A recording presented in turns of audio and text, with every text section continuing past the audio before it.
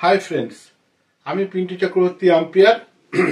আরো একটা ভালো খেলার খবর নিয়ে এলাম। আগের বছর এই খেলাটা আমি খেলেছিলাম।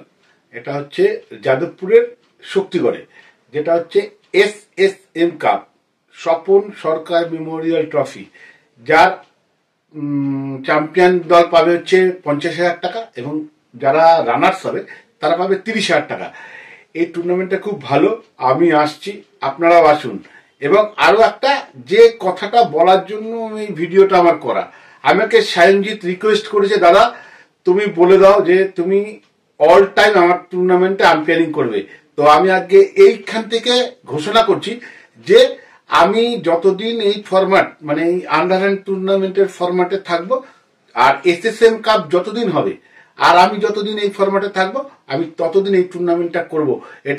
এটাকে আমি মানে সায়নজিতের রিকোয়েস্ট, মানে সায়নজিৎ আমাকে খুব করে বলেছে, দাদা তোমাকে এটা বলতে হবে। তো আমি এটা আজকে এইখানে এই ভিডিওতে দাঁড়িয়ে বলে দিলাম যে সায়নজিৎ যতদিন এই টুর্নামেন্টটা করবে, আমি যতদিন এই টুর্নামেন্টের এই ফরম্যাটে থাকবো, আমি ততদিন এই টুর্নামেন্টটা করবো। বন্ধুরা, ডেটটা ভালো করে মনে রাখবেন। ডেটটা হচ্ছে 14ই ডিসেম্বর। ভালো করে মনে করুন, 14ই ডিসেম্বর SSM কাপ মানে স্বপন মেমোরিয়াল ট্রফি, যার আবারও বলছি চ্যাম্পিয়ন দল পাবে 50,000 টাকা এবং যারা রানার্স হবে তারা পাবে হচ্ছে 30,000 টাকা।